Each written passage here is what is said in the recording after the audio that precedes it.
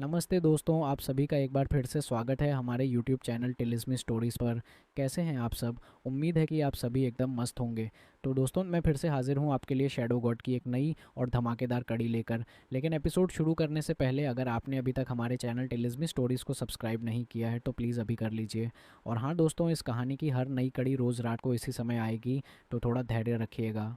तो चलिए, अब बिना देरी किए शुरू करते हैं आज का। हिमेश के पत्र में पिछले कई महीनों में यान हेवन में हुई हर घटना का विस्तार से उल्लेख किया गया था। इसमें कहा गया था कि अज्ञात कारणों से पहले से दबंग यून राज्य पीछे हट गया था। फिर 4 कुलीन कुलों से 30 से अधिक ऊर्जा के स्वामी आए, साथ ही सैकड़ों 8वें चरण के विशेषज्ञ भी आए। इस वजह से विषभानु को पकड़ना और शहर के मजिस्ट्रेट की हवेली को जब्त करना आसान हो गया था। यान हेवन के सभी अन्य कुलों ने तुरंत सौर्य कबीला के प्रति अपनी निष्ठा स्वीकार कर ली थी तथा परामर्शदाता के रूप में सेवा करने के लिए सहमत हो गए थे। पत्र में आगे कहा गया कि हिमेश एक राष्ट्र की स्थापना करना चाहता है और वह इस बारे में छोटू की राय जानना चाहता है कि उसका नाम क्या रखा जाए। इसके अलावा हिमेश की साधना का आधार काफी हद तक बेहतर हो गया था, जिसका श्रेय छोटू द्वारा भेजी गई औषधीय गोलियों को जाता है। और स्वर्णिम 9 परिवर्तन गोलियों की वजह से उसके सबसे बड़े और दूसरे भाई दोनों ही ऊर्जा के गुरु स्तर तक पहुंच गए थे। कुछ और संदेश भी थे जो अस्पष्ट रूप से लिखे गए थे। पहला, कबीले की संख्या और शक्ति दोनों बढ़ रही थी।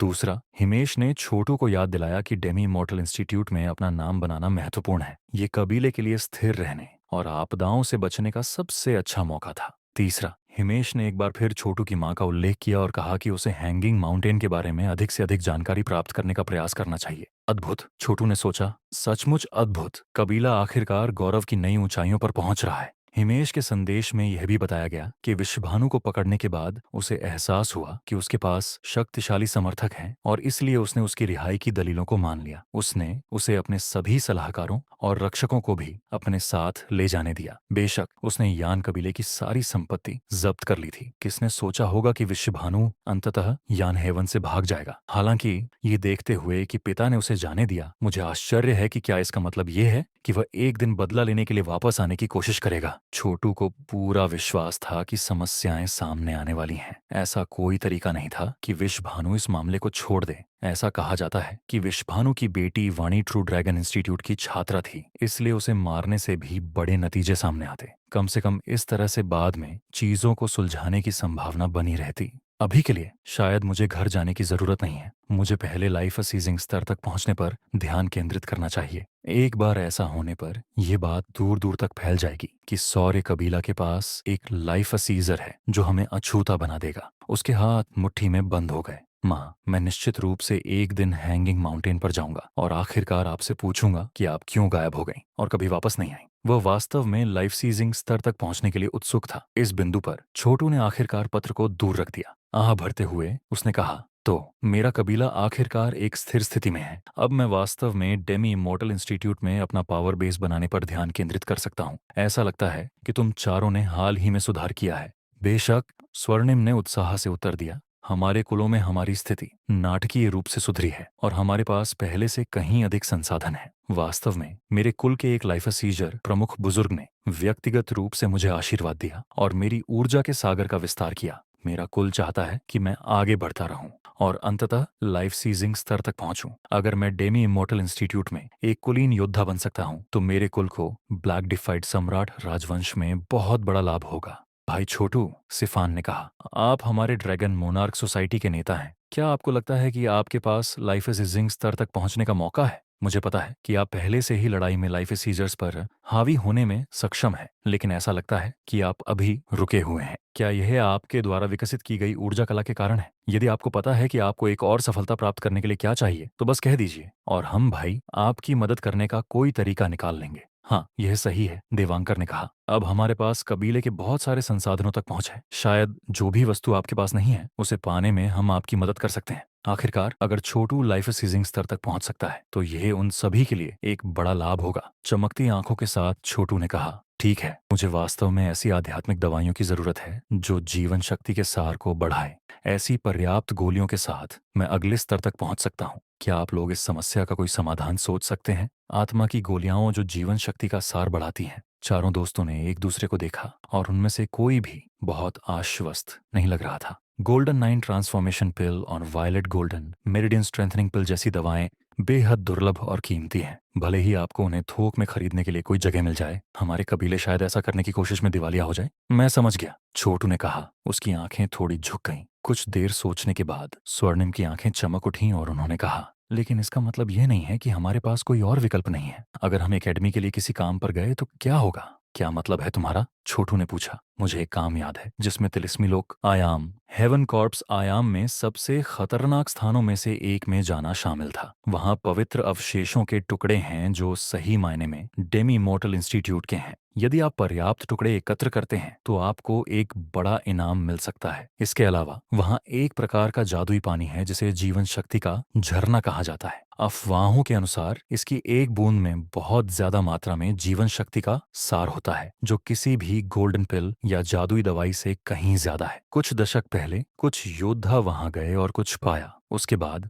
वे सभी लगभग तुरंत ही लाइफसीजिंग स्तर पर पहुंच गए। उस पानी के साथ अपनी साधना को आगे बढ़ाना बहुत आसान है। वास्तव में लाइफसीजर्स इसका उपयोग कई लाइफसीजिंग स्तरों को पाने के लिए कर सकते हैं। यहाँ तक कि क्राउन प्रिंस ने भी इसका इस्तेमाल किया। इस तरह वह नॉनरी लाइफसीजिंग से आगे के स्तर पर पहुंच गया। जीवन शक्ति का झरना सिर्फ नाम से ही ऐसा लगता है कि यह किसी स्वर्ग को हिला देने वाली, धरती को हिला देने वाली जादुई दवा है। स्वर्गीय शव आयाम अविश्वसनीय खतरों से भरी हुई जगह होनी चाहिए। अचानक उसने स्वयं को ब्लैक कॉर्प्स पर्वत के बारे में सोचते हुए पाया। उन पहाड़ों की गहराई में अनगिनत लाशों से भरी अंतहीन कब्रों की भूमि थी। अफवाहों के अनुसार वहां 1000 साल पुराने लाशों के राजा थे, जो इसे समृद्ध रसीला महाद्वीप के सबसे खतरनाक क्षेत्रों में से एक बनाते थे। उसे शायद ही पता था कि हेवन कॉर्प्स आयाम और भी असाधारण था। जब बात समृद्ध हरे भरे महाद्वीप की भूगोल की आती है तो मुझे ज्यादा जानकारी नहीं है। यह हेवन कॉर्प्स डायमेंशन किस तरह की जगह है? छोटू केवल कुछ समय के लिए ही डेमी इमॉर्टल संस्थान में रहा था, और जब बात दवा, गोली बनाने, खगोल विज्ञान, भूगोल, इतिहास और इस तरह के अन्य मुख्य अध्ययनों की आती थी तो वह काफी अनजान था। यान हेवन में वापस आकर उसने अपना सारा समय ऊर्जा कला और साधना पर बिताया था और कभी भी अन्य छोटी मोटी चीजों पर ज्यादा ध्यान नहीं दिया था। संस्थान में अनेक लड़ाइयों में भाग लेने से ही प्रचुर ज्ञान प्राप्त किया जा सकता है। हेवन कॉर्प्स आयाम रिच लश महाद्वीप का सबसे खतरनाक इलाका माना जाता है। ये सचमुच एक खतरनाक जगह है जो ब्लैक कॉर्प्स पर्वत, हैंड कॉर्प्स पर्वत, प्राइमल कॉर्प्स पर्वत, ड्रैगन कॉर्प्स पर्वत, डायर कॉर्प्स पर्वत और डेविल कॉर्प्स पर्वत से घिरा हुआ है। इन खतरनाक रास्तों से गुजरने के बाद ही हेवन कॉर्प्स आयाम तक पहुंचा जा सकता है, जो लाशों की भयानक ऊर्जा से भरा है। यहाँ समय और स्थान भी अजीब तरह से बदलते रहते हैं, जैसे कि यह एक अलग ही दुनिया हो जहां बस लाशें ही लाशें हैं। यहाँ की ऊर्जा धीरे धीरे रिचलश महाद्वीप के कब्रिस्तान पहाड़ों तक पहुंचती है। इन पहाड़ों में कई पुरानी लड़ाइयां हुई हैं और यह प्राचीन लाशों के राजाओं, शैतान भक्षियों, दानव भूतों और ऐसे ही खतरनाक जीवों का घर है। इन पहाड़ों में बहुत सी कब्रें और मकबरे हैं जिनमें दिव्य हथियारों जैसे कीमती खजाने छिपे हैं। एकेडमी के योद्धा अक्सर इन खजानों की तलाश में यहाँ आते रहते हैं। छोटू और उसके साथी इस इलाके के बारे में बहुत कुछ जानते थे। तो ऐसा है यह, फनायरा ने सिर हिलाते हुए कहा। यान हेवन ब्लैक कॉर्प्स पर्वत के पास है, लेकिन मुझे ये नहीं पता था कि यह सच में हेवन कॉर्प्स आयाम का दरवाजा है। नमन ने कहा। फिएंड कॉर्प्स पर्वत एकेडमी के पूर्व में है। यह भी हेवन कॉर्प्स आयाम की तरफ जाता है। निचले स्तर के योद्धा अक्सर राक्षस, भूत और लाशों का शिकार करने के लिए वहां जाते हैं। मैंने यह भी सुना है कि हर 60 साल के चक्र में एक शैतान राजा जागता है और लाशों की एक बड़ी फौज को इंसानी इलाकों में ले जाता है ताकि और लाशें बना सके। इसी वजह से एकेडमी हमेशा इस खतरे के लिए तैयार रहती है। बेशक नए योद्धाओं को वहां जाने की इजाजत नहीं है, लेकिन अब जब हम बाहरी परिसर के योद्धा हैं तो हम लाशों का शिकार करने जा सकते हैं और उनके लाश कोर को वापस लाकर योग्यता अंक प्राप्त कर सकते हैं। ठीक है, तो चलते हैं। छोटू को इस जीवन शक्ति झरने में बहुत दिलचस्पी थी और वह खुद इसे देखना चाहता था।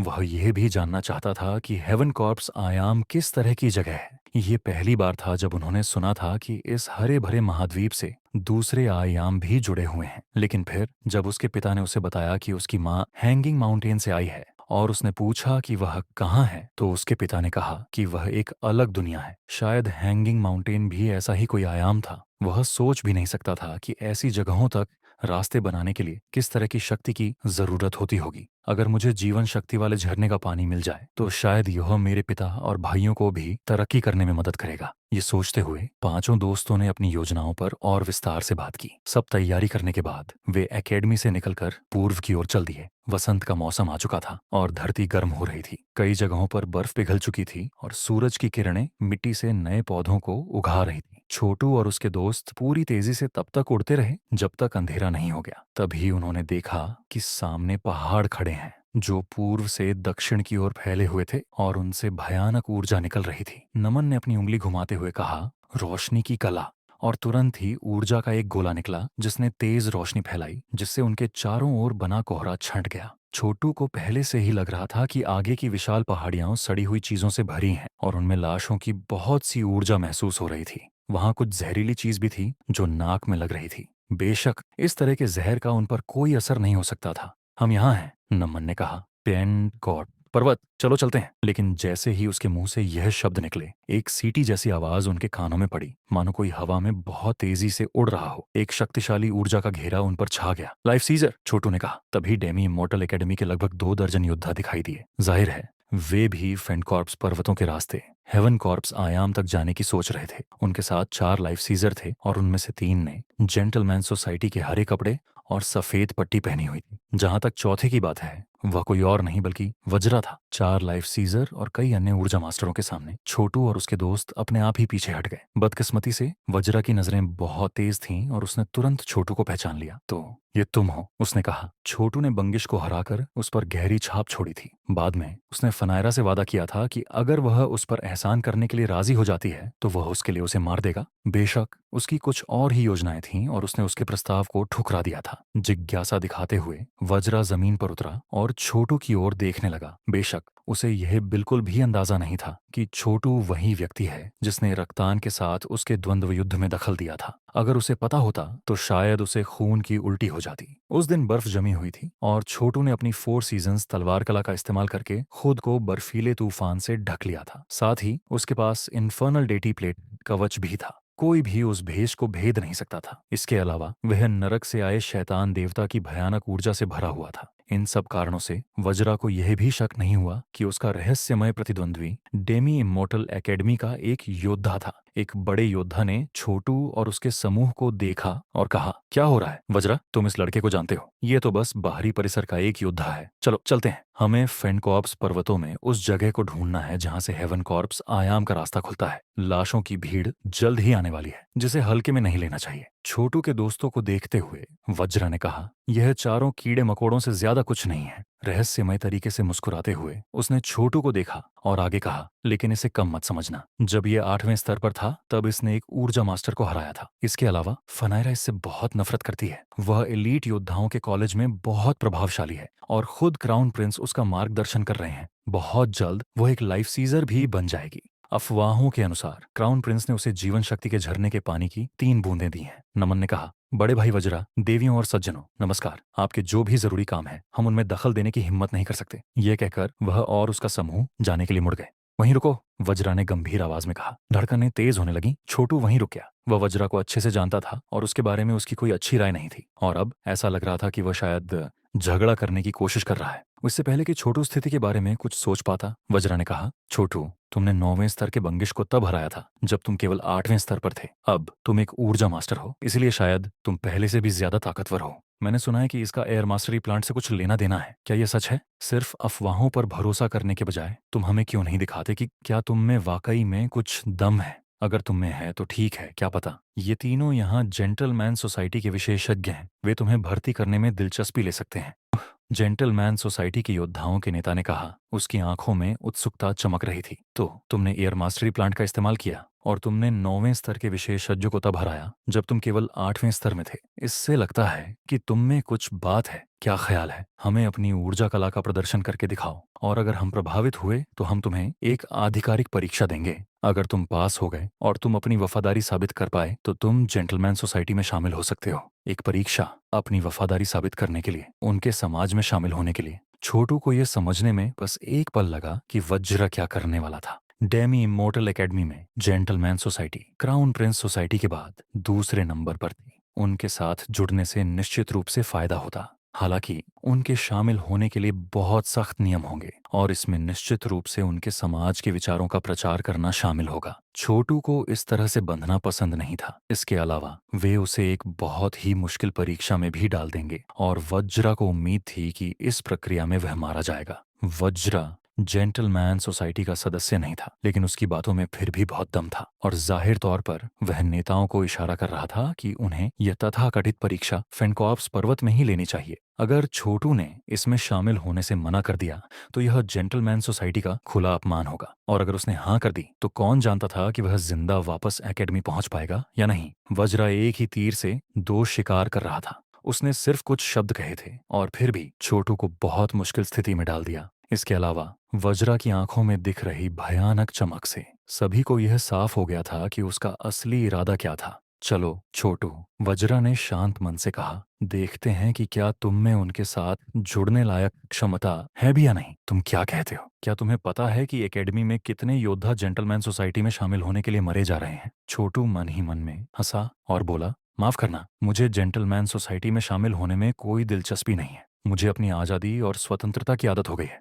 लगभग तुरंत ही माहौल में तनाव फैल गया। दूसरे समूह के अंदरूनी परिसर के योद्धाओं में से एक आगे बढ़ा, तुम्हारे पास सच में बहुत हिम्मत है ना बदमाश? हम तुम्हें सम्मान दे रहे हैं और तुम उसे लेने से मना कर रहे हो। क्या तुम जानते हो कि हमारे ये तीन बड़े भाई कितने शक्तिशाली हैं? वे लाइफ सीजर हैं, कुलीन योद्धा। वे तुम्हें सम्मान देने के लिए झुक रहे हैं और तुम उन्हें वापस उनके मुंह पर मार रहे हो। जेंटलमैन सोसाइटी के तीनों लाइफ सीजर साफ तौर पर गुस्सा हो गए थे। उनमें से एक अधेड़ उम्र का आदमी आगे बढ़ा और बोला, ठीक है, हम तुम्हें मजबूर नहीं करेंगे। अगर तुम हमारा एहसान ठुकराना चाहते हो तो मना कर दो। चलो सब लोग चलते हैं। ऐसे किसी बेकार आदमी पर समय बर्बाद करने की कोई जरूरत नहीं है। तीनों लाइफ सीजर हवा में उड़ गए। उनकी ठंडी सांसें छोटू और उसके दोस्तों पर गिरी, जिससे वे लड़खड़ाते हुए पीछे गिर गए और उनके पैर उखड़ गए। छोटू का चेहरा पीला पड़ गया और उसके चारों दोस्तों को खून की उल्टी होने लगी। बेशक छोटू की प्रतिक्रिया नाटक थी, लेकिन उसके दोस्तों की नहीं। वे ध्वनि की लहर से बुरी तरह हिल गए थे। अब तुम अपने हाल पर छोड़ दिए गए हो बदमाश, वज्रा ने कहा। मैंने तुम्हें एक मौका दिया था और तुमने उसे गंवा दिया।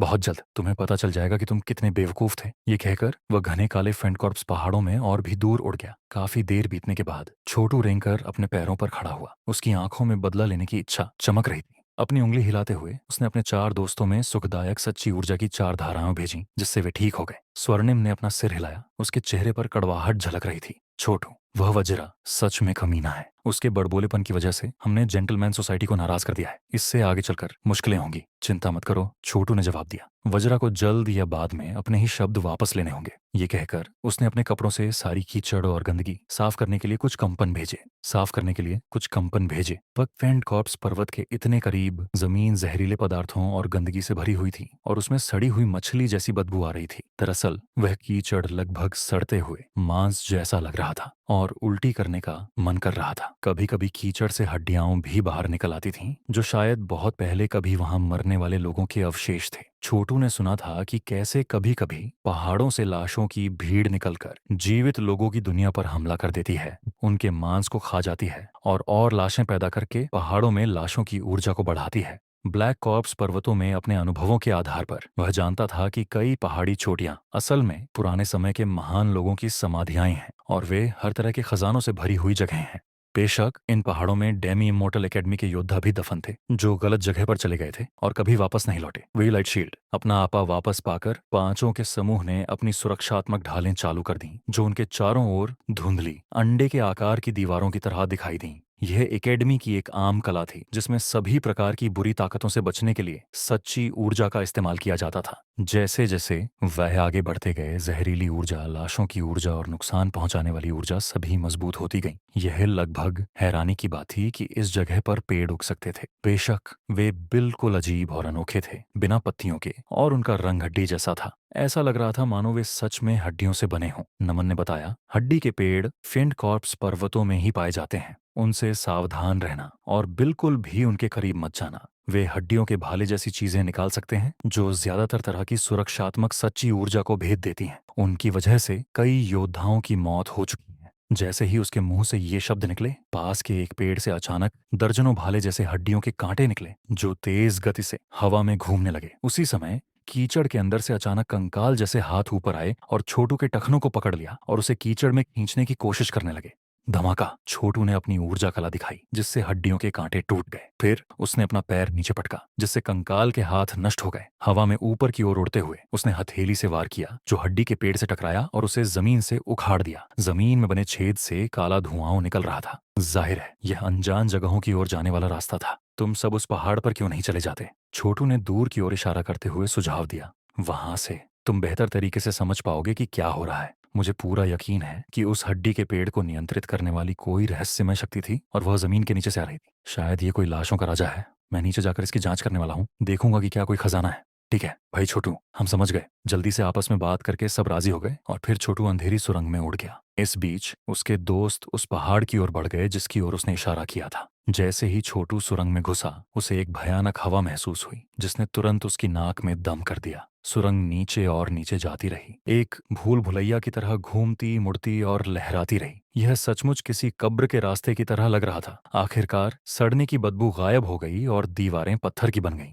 जाहिर है ये किसी पुराने और भूले हुए साम्राज्य के कब्रिस्तान थे जो समय के रेत में दब गए थे। जैसे ही छोटू कब्रगाह से गुजरा उसका पैर गलती से एक हड्डी पर पड़ गया। हालांकि उसके चारों ओर घना अंधेरा था, फिर भी अपनी ऊर्जा कलाओं से वह साफ साफ देख सकता था मानो दिन का उजाला हो। जैसे जैसे वह आगे बढ़ता गया सुरंगें चौड़ी और ऊंची होती गईं और थोड़ी ही देर में वह इधर उधर घूमते हुए कंकालों से टकराने लगा। ये कहना मुश्किल था कि ये कंकाल जिंदा होने पर क्या थे। हालांकि वे हड्डियां जिनसे वे बने थे लोहे की तरह मजबूत थीं और उनमें अभी भी वह ऊर्जा कलाएं मौजूद थीं जो उनके पास जिंदा रहने के दौरान थीं। कब्रिस्तान में मौजूद भयानक ऊर्जा के कारण मृतकों की ये आत्माएं अब कंकाल योद्धा बन गई थी। एक बात तो तय थी, वे मानव बल का नतीजा थे। उनकी हड्डियों पर बारीक काली नक्काशी की गई थी जो जाहिर तौर पर एक ऊर्जा कला का परिणाम था जिसे अपने आप हानिकारक ऊर्जा को सोखने के लिए बनाया गया था। सिर्फ लाइफ सीजर ही जो शैतानों के दांव को मानते थे शायद इस तरह की जादुई रचनाएं बना सकते थे। इससे यह पता चलता है कि इस विशाल कब्रिस्तान के परिसर में कहीं न कहीं एक लाइफ सीजर छिपा हुआ था। शायद ये 1000 साल पुराने लाश राजाओं में से एक था। छोटू जानता था कि फैंड कॉर्प्स पर्वत बहुत बड़े हैं और उनके नीचे के कब्रिस्तान एक विशाल भूल भुलैया है। यहाँ तक कि शक्तिशाली लाइफ सीजर जो उनमें घुसते हैं उनकी असली ऊर्जा धीरे धीरे घातक ऊर्जा से नष्ट हो जाएगी।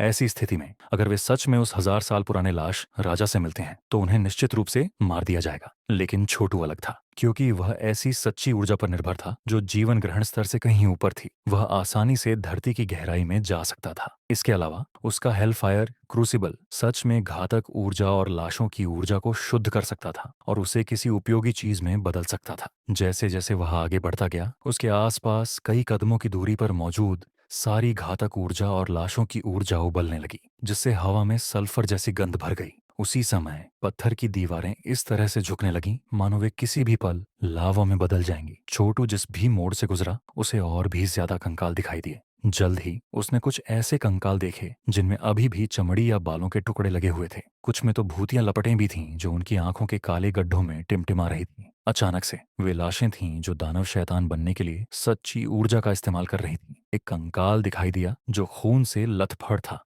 जैसे ही उसने छोटू को देखा उसने अपने हाथों को मुट्ठी में भींच लिया जिससे तेज जहरीली लपटें फूटने लगीं जो किसी तरह की जहरीली ज्वाला ऊर्जा कला का प्रदर्शन था। इससे भी ज्यादा हैरानी की बात यह थी कि इस लाश की साधना का स्तर 8वें चरण पर था। हालांकि यह जहरीली ज्वाला ऊर्जा कला छोटू के खिलाफ बेकार थी और उस पर इसका कोई असर नहीं हुआ। एक पल बाद खून से लथपथ कंकाल का सिर गिच टुकड़ों में फट गया और उसमें से एक दानव गोर उड़ गया। अपने पैर से ठोकर मारकर छोटू ने बचे हुए कंकाल को धूल में मिला दिया। इस समय तक वह 100 से ज्यादा चौराहों से गुजर चुका था और जमीन के अंदर काफी गहराई में पहुंच चुका था। जैसे जैसे कंकालों की संख्या बढ़ती गई उसने बिखरे हुए ज़ॉम्बी और पुरानी लाशें भी देखी। अचानक एक शक्तिशाली ऊर्जा ने उसे घेर लिया। फिर तलवार की चमक दिखाई दी और एक ज़ॉम्बी एक जुड़े हुए गलियारे से उसकी ओर झपटा। इस ज़ॉम्बी ने पूरा कवच पहना हुआ था जो इतना पुराना था कि यह बताना मुश्किल था कि यह किस तरह का था। हालांकि यह साफ तौर पर एक जनरल का कवच था। इसके अलावा ज़ॉम्बी ने एक विशाल 3 नोकों वाली बड़ी तलवार चला रहा था जो पूरी तरह से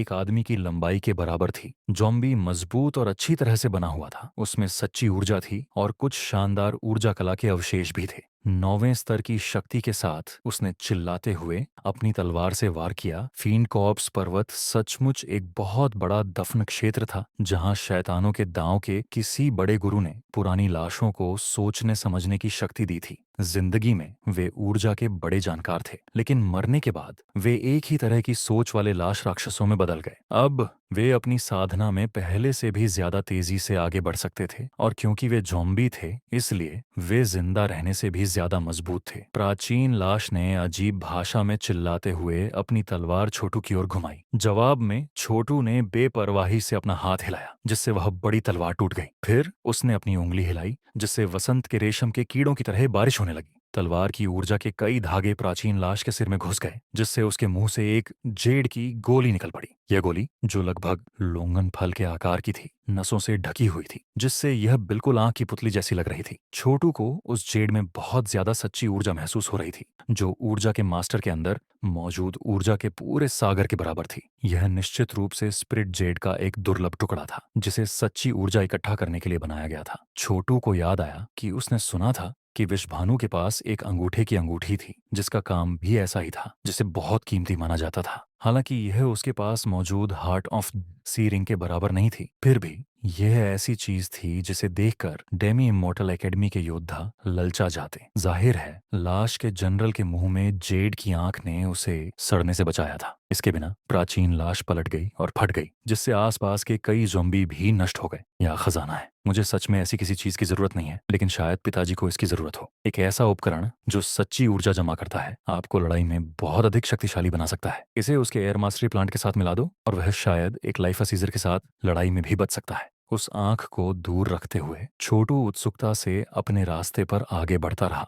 जब भी उसका सामना कंकालों, लाशों या यहाँ तक कि ऊर्जा कलाओं वाले लाश राक्षसों से होता, तो वह उन्हें नष्ट कर देता और उनके राक्षसी कोर को इकट्ठा कर लेता। उन्हें वहां दूसरे पुराने शवों के साथ कुछ अंतिम संस्कार की चीजें भी मिली, जिन्हें उन्होंने इकट्ठा कर लिया। बदकिस्मती से उसे उस आंख जैसा कोई और बहुत कीमती खजाना नहीं मिला। बाकी सब सामान्य था। लगातार लड़ते रहने के बावजूद उनकी असली ऊर्जा खत्म नहीं हो रही थी। एक बार अचानक उसे आगे से जमीन के नीचे से एक तेज चीख सुनाई दी। जवाब में आसपास के लाश और कंकाल उस जगह को खाली करके दूसरी दिशाओं में चले गए। ये क्या था? ये बहुत तेज था। पलकें झपकाते हुए वह एक के बाद एक मोड़ से गुजरता रहा और गहराई में जाता रहा, जब तक कि उसने खुद को एक कब्र के प्रवेश द्वार पर नहीं पाया। ये बहुत बड़ा था, पूरे 30 मीटर ऊंचा, जिसकी दीवारों पर ड्रैगन, फीनिक्स और इसी तरह की दूसरी चीजों की नक्काशी की गई थी। फर्श पर पहाड़ों और नदियों की तस्वीरें बनी थीं और छत पर मोती जड़े हुए थे, जो तारों जैसे दिख रहे थे। कब्र के ठीक बीच में एक बड़ा संदूक था, जिसके ऊपर एक विशाल आदमी लेटा हुआ था। संदूक खुद कांसे का बना हुआ था और उस पर पुराने समय के खूंखार जानवरों की नक्काशी की गई थी। इस मकबरे और संदूक को देखकर यह साफ हो गया कि यहाँ दफनाया गया व्यक्ति बहुत खास था। छोटू कब्र में घुसा और तुरंत ही वह विशाल लाश संदूक से उड़ गई। वह एक आदमी था, जिसका चेहरा सोने का था। उसका शरीर सोने और जेड के गहनों से सजा हुआ था। उसने अनजानी चीजों से बनी एक गहरी काली छड़ी पकड़ी हुई थी, जिस पर एक बड़ा रत्न लगा हुआ था, जो आग के सार जैसा ही चमकदार लाल था और इतनी ताकत से चमक रहा था कि छोटू को लगा कि उसके अंदर एक छोटा सूरज है। यह किस तरह का रत्न है? उसने हैरान होकर सोचा। उसने जो कुछ भी देखा उससे पता चला कि यह रत्न शायद जेड की आंख से भी बेहतर था। वह प्राचीन लाश बहुत बुरी नजरों से छोटू को घूर रही थी। उसकी आभा इतनी शक्तिशाली थी कि ऐसा लग रहा था कि वह अनगिनत ऊर्जा मास्टरों को भी बेहोश कर सकती थी। यह जीवन ग्रहण स्तर का 1000 साल पुराना लाश राजा था, और फिर भी छोटू को जरा भी डर नहीं लगा। डेमी इमोर्टल एकेडमी का एक योद्धा, लाश ने भारी आवाज में कहा। बाहरी परिसर से एक छोटा सा ऊर्जा मास्टर, यहाँ फेंट कॉर्प्स पहाड़ों में। यहाँ आने की तुम्हारी हिम्मत कैसे हुई? मैं राजा हुआइन हूँ और यह मेरी कब्र है। मुझे लगता है कि तुम मरने की सोच रहे हो, है ना? जिंदगी में यह प्राचीन लाश जाहिर तौर पर किसी तरह का राजा था। ठीक है, चूंकि तुम यहाँ हो इसलिए मैं तुम्हें अपना एक लाश गुलाम बना लूंगा। भाड़ में जाओ। राजा हुआइन ने जैसे ही अपनी छड़ी हवा में लहराई, उसमें से एक भयानक ऊर्जा निकली, जिसके कारण उसके ऊपर लगा रत्न लाल रोशनी की एक जलती हुई किरण के रूप में निकला। यह देखते हुए कि यह 1000 साल पुराना लाश राजा और लाइफ सीजर था, छोटू ने धीरे धीरे प्रतिक्रिया करने की हिम्मत नहीं की। और चूंकि वह एक जमीन के नीचे बने कब्रिस्तान की गहराई में था, इसलिए उसे इस बात की चिंता नहीं थी कि लोग उसे देख लेंगे।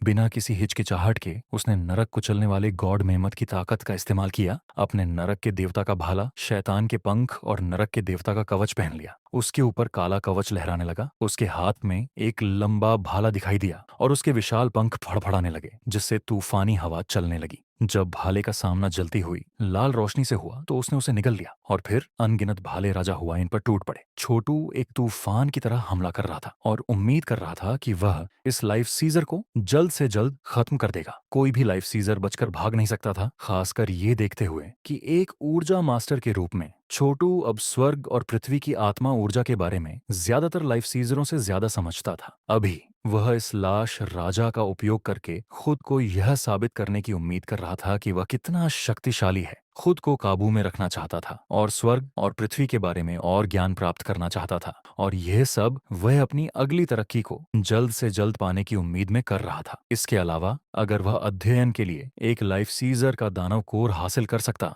तो इससे उसे बहुत मदद मिलती। भयानक नरक के देवता के भाले ने हवा में वार किया, 1000 साल पुराने लाश राजा की सुरक्षात्मक असली ऊर्जा को भेद दिया और उसके सोने और जेड के कपड़ों पर वार किया। हालांकि तभी सोने और जेड के कपड़ों से तेज रोशनी चमकी और एक धमाके जैसी आवाज सुनाई दी। भाला रुक गया था। अचानक वह कपड़ा अपने आप में एक कीमती खजाना था जिसे नरक के देवता का भाला भी नहीं भेद सका। बेशक यह ज्यादातर छोटू के कम स्तर के कारण था, न कि लाश राजा की ताकत के कारण।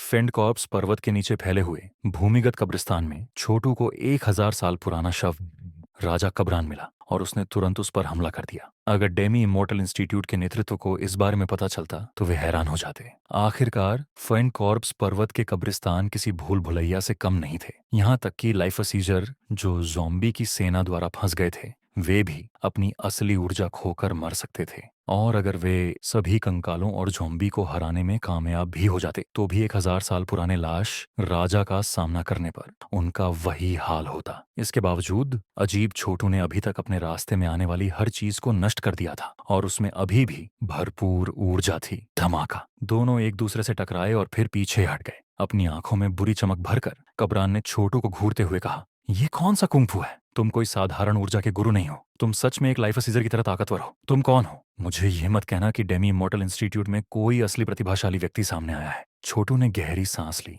और कब्रान द्वारा पहने गए सोने और जेड के वस्त्रों को देखा। यह इतना मजबूत था कि यह वास्तव में उसके नरकीय देवता भाले को रोक सकता था, जिसका मतलब था कि यह कोई साधारण खजाना नहीं था, यह निश्चित रूप से बहुत कीमती था। किसी भी जवाब का इंतजार किए बिना कब्रान ने कहा, ठीक है, तुम प्रतिभाशाली हो सकते हो, लेकिन तुम यहाँ वैसे भी मरने वाले हो। अब तक तुम एक ऐसे तीर की तरह हो जो अपनी उड़ान के अंत तक पहुंच गया है। क्या मैं सही हूँ? तुमने यहाँ आने के रास्ते में कंकालों और ज़ॉम्बी की सेना से लड़ने में बहुत सारी असली ऊर्जा बर्बाद कर दी है, तो अब तुम्हें कैसा लग रहा है? उसके चेहरे पर एक भयानक मुस्कान फैल गई जिसमें 2 तेज नुकीले दांत दिखाई दे दिए। मैं तुम्हारी जीवन शक्ति को खत्म करने में मजा लूंगा। जब मैं तुम्हें पूरी तरह से चूस लूंगा तो मैं तुम्हें अपने अधीन एक ज़ॉम्बी जनरल बना दूंगा। चिंता मत करो, तुम्हें जल्द ही पता चल जाएगा कि ज़ॉम्बी होना उतना बुरा नहीं है जितना तुम सोचते हो। क्या ऐसा है? छोटू ने अपने नरक देवता भाले पर अपनी पकड़ मजबूत कर ली जो कांपने लगा, जिससे उसकी सतह पर घने जादुई निशान दिखाई देने लगे। फिर नरक की सबसे गहरी गहराई से शैतान देवताओं जैसी चमक निकली।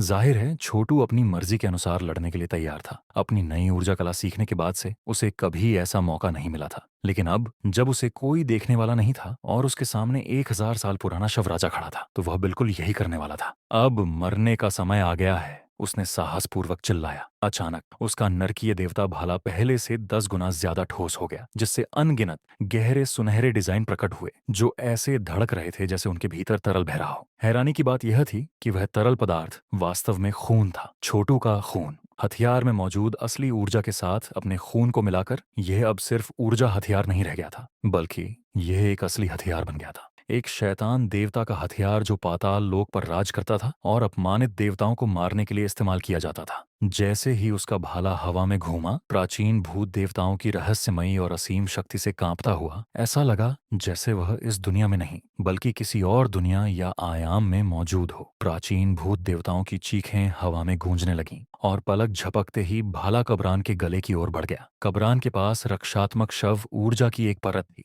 लेकिन इस भाले के सामने वह निश्चित रूप से टोफू या कागज की तरह टूट गई। भूत देवता की वापसी, कब्रान ने अचानक कहा। फिर उसका राजदंडतम मानो जादू से उसके गले के ठीक सामने आ गया। उसके ऊपर लगा विशाल रत्न सूरज की तरह चमक रहा था। धमाका, जब 2 दिव्य हथियार आपस में टकराए तो छोटू ने कोई प्रतिक्रिया नहीं की। इसके विपरीत कब्रान पीछे की ओर लड़खड़ा गया। 20 प्राचीन मेघामेमथ की ताकत का सामना करने में पूरी तरह से असमर्थ था। उसी पल उन्होंने उस शानदार मंत्र रचना को बुलाने में कोई देरी नहीं की जिसने पूरे मकबरे को भर दिया था। धरती से पहाड़ और नदियां झोंक बने, ऊपर का आकाश तारों से सजे। पहाड़, नदी, आकाश की ये भव्य रचना अब सक्रिय हो जाओ। ऊपर रोशनी के बिंदु चमक उठे, तारों की रोशनी जो मोतियों की तरह सजे आकाशीय पिंडों से आ रही थी। नीचे पहाड़ों और नदियों की आकृतियां साकार हो उठी, जिससे मिट्टी और पानी ऊपर उठने लगे। यह सब एक खतरनाक शक्ति में बदल गया जो छोटू की ओर बढ़ने लगी। राजा कबरान ने अनगिनत साल पहले इस जादू के घेरे को बनाया था, और अब जब यह चालू हो गया था तो इसकी सारी शक्ति छोटू पर पड़ रही थी। ऐसी शक्ति जिससे डेमी इमोर्टल इंस्टीट्यूट के लाइफ असीजर भी टकराने की हिम्मत नहीं कर सकते थे। सच तो यह है कि जो लोग राजा कबरान से भी ज्यादा ताकतवर थे लेकिन इस घेरे में फंस गए, वे निश्चित रूप से मारे जाते। और फिर भी इससे छोटू का लड़ने का जोश और भी बढ़ गया। उसके खून में गॉड मैमथ्स की भावना उमड़ पड़ी, जो प्राचीन शैतान देवताओं के सरदार थे। उसी पल से वह सचमुच एक अजीब उत्साह से भर गया था। कहानियों और मिथकों के अनुसार गॉड मैमथ ने नरक के शैतान देवताओं के साथ अपनी लड़ाई कभी नहीं रोकी थी। पुराने समय में उन्होंने अनगिनत शैतान सम्राटों, शैतान राजाओं और शैतान तानाशाहों को मार डाला था। वे इतनी ताकत से धड़कते थे कि स्वर्ग में देवताओं की सेना भी कांप उठती थी। एज एक जोरदार असली ऊर्जा बाहर निकली जो नरक से निकले लावा की तरह थी, जिसने छोटू के आसपास की हर चीज को जलते हुए तरल में बदल दिया और उबलते हुए लावा के अंदर नरक की आग का कुंड प्रकट हुआ। हालांकि यह अभी अपनी शुरुआती अवस्था में था, फिर भी यह गिरे हुए देवताओं की चमक को पिघला सकता था और अरबों खरबों शैतान देवताओं के दिलों को दहला सकता था। उसी पल से छोटू नरक के असली और सबसे बड़े मालिक की तरह था। शानदार मंत्र रचना तुरंत ही टूटने लगी, जिससे जमीन में दरारें पड़ने लगीं और ऊपर लगे मोती फटने लगे। छोटू एक विशालकाय प्राणी की तरह था, जिसकी सूंड इतनी ताकतवर थी कि वह तारों को तोड़ सकती थी, चांद को छीन सकती थी और यहाँ तक कि सूरज को भी सोख सकती थी। जैसे ही गॉड मेमथ ने आकार लिया, उसने कब्र में अपने आसपास की हर चीज को कुचल दिया। बम बम बम बम बम, दीवारें फट गईं और मंत्र रचना के सारे निशान मिट गए और मोती धूल में बदल गए। ये कौन सी शैतानी कला है? यह शाही स्तर की शैतानी कला नहीं है। मुझे यह मत बताओ कि यह एक काल्पनिक शाही स्तर की कला है या फिर संत स्तर की कला। तुम इतने ताकतवर कैसे हो सकते हो? तुम खासकर मेरी जैसी असली ऊर्जा को निशाना बना रहे हो। एक विशालकाय देवता के सामने यह 1000 साल पुराना शव राजा सांस लेने के सिवा कुछ नहीं कर सका। उसे कुछ करने का मौका मिलने से पहले ही उसकी शानदार मंत्र रचना नष्ट हो गई। यह देव मैमथ उसके लिए और सच में सभी राक्षसों, शैतानों, भूतों और बुरी आत्माओं के लिए एक अभिशाप था। नरक में लगभग हर चीज मिल सकती थी और गॉड मैमथ हर चीज पर राज कर सकते थे। इसलिए यह स्वाभाविक ही था कि उन्हें शैतान देवताओं के लिए एक बुरा सपना माना जाए। और इस 1000 साल पुराने लाश राजा की शैतानी कलाओं और असली ऊर्जा का स्रोत नरक में शैतानों की सेना के सिवा कुछ नहीं था। इसलिए वह एक चींटी से ज्यादा नहीं था। हालांकि जब मंत्र रचना टूट गई तो छोटू ने अचानक मलबे से एक दानव कोर को उड़ते हुए देखा, जो जलती हुई असली ऊर्जा से घिरा हुआ था। इससे पहले कि वह कुछ कर पाता, यह लाश की रोशनी की किरण में बदल गया, जो सीधे उस पर हमला करने के लिए चली गई। स्वर्गीय शव आक्रमण, ब्रह्मांड को नष्ट करो, राजा कबरान ने गुर्राते हुए कहा, जब तेज शव ऊर्जा छोटू की छाती की ओर तेजी से बढ़ रही थी। छोटू का नरकीय देवता कवच पहले से ही उसके खून से पूरी तरह से मजबूत हो चुका था, जिससे यह सबसे मजबूत सुरक्षा बन गया था। इसलिए जब शव ऊर्जा ने उस पर हमला किया तो यह एक अटल पहाड़ से टकराने जैसा था। वहम, छोटू का भाला सोने और जेड के वस्त्र को नहीं भेद सका, लेकिन असफल शव ऊर्जा हमले से पैदा हुई विपरीत शक्ति ने उसे भेद दिया। राजा कबरान ने एक दर्दनाक चीख निकाली और पीछे की ओर लड़खड़ाते हुए कांस्य के ताबूत में गिर गया। बेशक छोटू किसी भी हाल में मामले को यहीं खत्म नहीं होने देगा। असली ऊर्जा बाहर निकली और जैसे ही उसने हथेली से वार किया, ताबूत पूरी तरह से नष्ट हो गया, जिससे राजा कबरान दिखाई दिया, जो घायल और बुरी तरह से क्षतिग्रस्त था और उसके शरीर से हर जगह से काला लाश का खून बह रहा था। वह मुश्किल से अपने शरीर को एक साथ रखने में सक्षम लग रहा था। वह कांपते हुए फुसफुसाया, पूरी तरह से हैरान था कि ऊर्जा का एक साधारण गुरु ऐसा कुछ कर सकता है। मुझे यकीन है कि तुमने कभी नहीं सोचा होगा कि मैं तुम्हें मार डालूंगा। हालांकि मुझे तुम्हारी सेवा के लिए तुम्हें धन्यवाद कहना होगा। आखिरकार मैं अपनी इच्छा के अनुसार लड़ने में कामयाब हो गया और साथ ही यह भी साबित कर दिया कि मैं सच में कितना मजबूत हूँ। मैं कहूंगा कि अब मुझे लाइफ असीजिंग स्तर तक पहुंचने में ज्यादा समय नहीं लगेगा। खैर, अब अलविदा कहने का समय आ गया है। हवा में उछलकर उसने नीचे की ओर वार किया, जिससे राजा कबरान का सिर टुकड़ों में टूट गया और उसके शरीर का बाकी हिस्सा नष्ट हो गया। उसी समय एक हड्डी का दानव कोर बाहर निकला, जो लगभग मुट्ठी के आकार का था। हैरानी की बात यह थी कि कोर पर 7 छेद थे। लगभग ऐसा लग रहा था जैसे वह बुद्धि प्राप्त करने वाला हो। छोटू उसके अंदर जमा हुई भारी मात्रा में असली ऊर्जा को महसूस कर सकता था। यह 1000 साल पुराने शव राजा का राक्षसी सार था और कल्पना से परे कीमती था। हालांकि सोने और जेड से बने वस्त्र और राजदंड इससे भी बेहतर थे, जो निश्चित रूप से अपने आप में खजाने थे। कब्र के मलबे की तलाशी लेने पर उसे कुछ और कीमती चीजें मिली, जिन्हें उसने अपनी अंगूठी में रख लिया। उसने राजा कब्रान के अवशेष भी अपने साथ ले लिए। ऐसा कहकर उसने वस्त्र पहन ली, राजदंड पकड़ लिया और कब्र से बाहर निकलते समय धीरे धीरे चलने लगा। बाहर आकर स्वर्णिम और अन्य लोग एक पहाड़ की चोटी पर थे। कीचड़ से ऊपर उठे कंकालों और सड़ते हुए ज़ॉम्बी से लड़ रहे थे। वे पहले ही कई 100 को मार चुके थे। भाई, छोटू को वहां कोई खतरा तो नहीं होगा, है ना? चिंता मत करो, हम सब जानते हैं कि वह क्या कर सकता है। अचानक दूर जमीन में विस्फोट हुआ, जिससे कीचड़ हर जगह उड़ने लगा और छोटू खुले में उड़ गया। अपने हाथ के इशारे से उसने कीचड़ के ऊपर आग की लपटों की बाढ़ भेज दी। तुरंत उसके आसपास के सभी लाश और कंकाल राख में बदल गए। दोस्तों आज ऊंचे का एपिसोड आसमान यहीं में तक। वो उम्मीद है डिड्डच रहा आपको हो। मज़ा आया होगा। अगर हाँ तो वीडियो को लाइक करें, कमेंट में बताएं आपको सबसे ज़्यादा कौन सा मोड पसंद आया, और चैनल टिलिस्मी स्टोरीज़ को सब्सक्राइब करना मत भूलिए। हर रात इसी समय मिलता रहूँगा एक नई रहस्यमयी थ्रिल से भरी कहानी के साथ। तब तक के लिए अपना ख्याल रखिए और याद रखिए, कहानी वही होती है जो आपको अंदर तक छू जाए। मैं मिलूँगा आपको अगली कड़ी में। तब तक के लिए अलविदा, और बने रहिए टिलिस्मी स्टोरीज़ के साथ।